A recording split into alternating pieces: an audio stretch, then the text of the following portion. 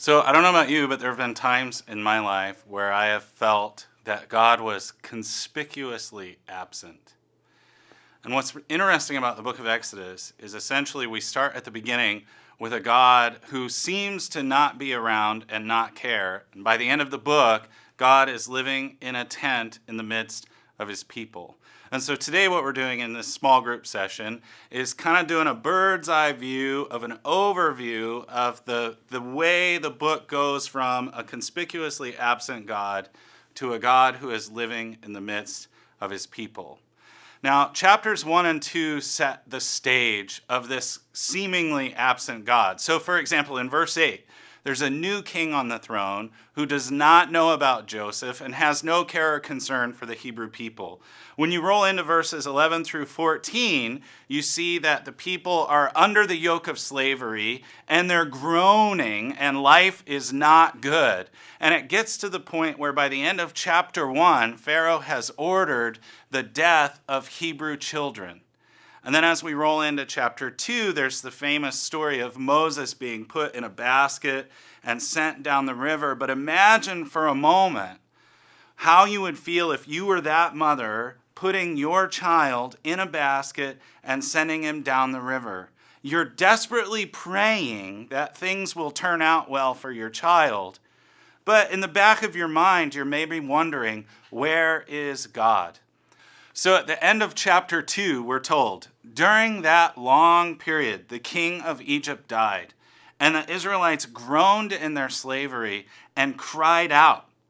And their cry for help because of their slavery went up to God. And God heard their groaning, and he remembered his covenant with Abraham and with Isaac and with Jacob. And so God looks on the Israelites, and he's concerned about them. So the end of Exodus 2 is super critical because it alerts us to the fact that no, God's not absent. He's there and he's concerned. And the rest of the book is going to be demonstrating how that concern manifests itself, how God tangibly demonstrates his concern for his people. And of course, we're all familiar with the story of the Exodus and the way that shows God's presence and care and concern. But two parts of the book that we as Christians often overlook also show God's care and concern, and those sections are the giving of the law and the construction of the tabernacle. And it's easy for us to overlook those sections of Exodus because it seems like they don't really apply to us. But the thing that we have to remember is that the giving of the law, which is essentially chapters 19 through 24, and the construction of the tabernacle, which occupies the bulk of chapters 25 through 40, these moments are actually huge for the nation of Israel. The law they look at as national identity, much as we as Americans don't look at the Constitution and go, oh, boring drudgery, legalism. We look at that and go, hey, this is part of our national identity. In the same way that ancient Israelites would look at the legal sections and say, this is what God gave us to draw us together, to give us an identity, to represent the fact that God was with us and we were his people. And it's the same thing with the tabernacle. The tabernacle was a tent that was constructed so that a holy God could live in the midst of an unholy people. So these sections of the book that are very easy for us to overlook are super important because they represent God's presence with his people. And that's why, as I said earlier, at the beginning of the book, God is conspicuously absent. The people are groaning under their slavery, wondering what's going on.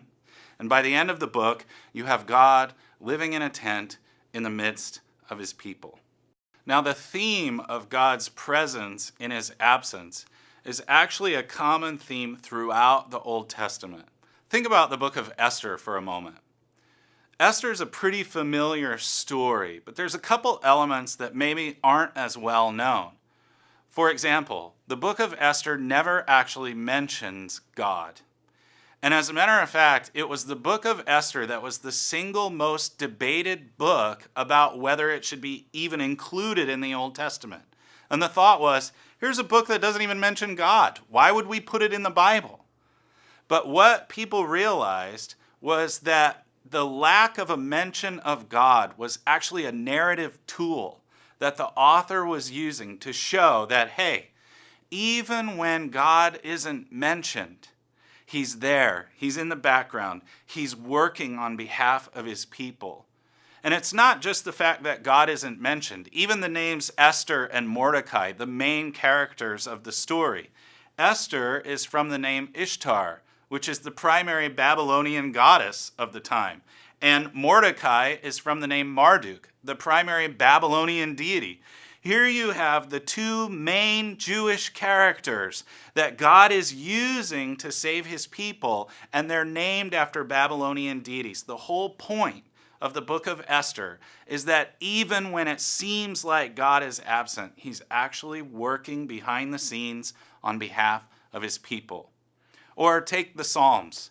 It's a very, very common theme in the book of Psalms to start with someone who's kind of oriented. They feel good about life. Things are going okay. But at some point, they go through a disorientation. Something's not right, there's trouble or whatever. And it's very easy for us to take those statements that seem pretty stable and cool, pull them out of context, slap them on our fridge, and feel pretty good, but miss the context of the whole psalm. So, for example, Psalm 42, super famous line, "As the deer pants for streams of water, so my soul longs for you, O Lord." We love that line. But what about the rest of the psalm, where he says, "When can I go and meet with God?" From there, he goes on to say, "My tears have been my food day and night." Hang that one on the fridge. Or what about Psalm 119? Again, another really famous line. "Your word is a lamp unto my feet and a light unto my path." We love that line. But the very next line is, "I have suffered much." You see, the point of these Psalms is to show that these times when it seems like God isn't around, these times when it seems like God is absent, these are actually critical times in the development of our faith. And it's in those moments where we have to step back and say, okay, your word is a lamp unto my feet. Or how about this one? The Lord is my shepherd. Don't forget that there the psalmist says, even though I walk through the valley of the shadow of death, the Lord is my shepherd. Here's what's unique about the Hebrew slaves. They don't have the experience of the Exodus to point to as the marker of God's presence in his absence. You see, throughout the Old Testament, the single most referenced event is the Exodus. Why? Because the Exodus was the paradigm of God acting on behalf of his people to save them. It was the paradigm of those times when it seems like God is not around.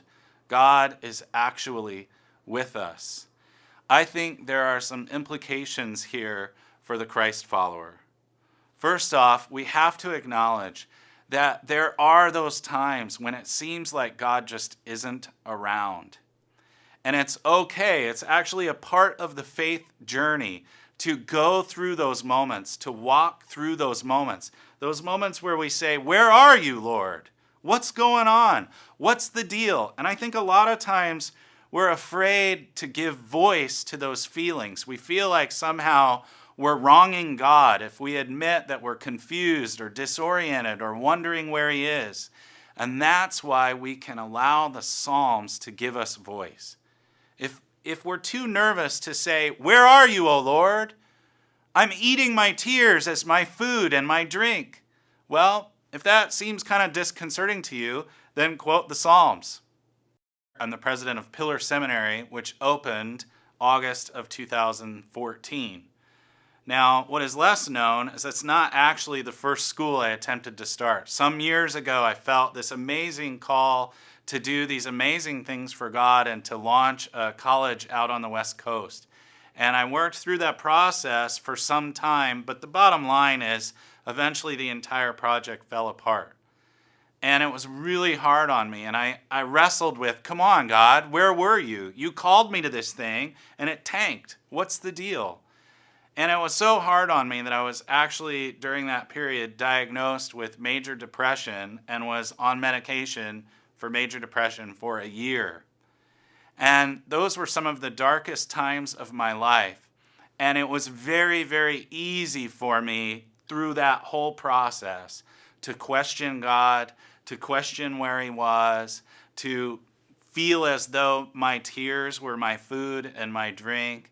And I was really disillusioned. But the amazing thing, now that I have some hindsight, is the Psalms, the book of Esther, and especially this Exodus story. Those are what fueled me and allowed me to make it through the process. And when I didn't know what to say and didn't know how to talk to God, I used the groaning of the Israelites at the beginning of the book of Exodus to give voice to my own care and my own consternation and my own frustration with God. And now that I have some hindsight, I can see that God was there all the way through that process, showing me His goodness, showing me that He still had plans for me. And my guess is that there are probably people watching this video right now who completely feel the absence of God. To you, I would say, allow the scriptures to give voice to how you're feeling. Quote the Psalms. Quote the cry at the end of Exodus chapter 2. And if you can, remember that God is present even when He seems absent.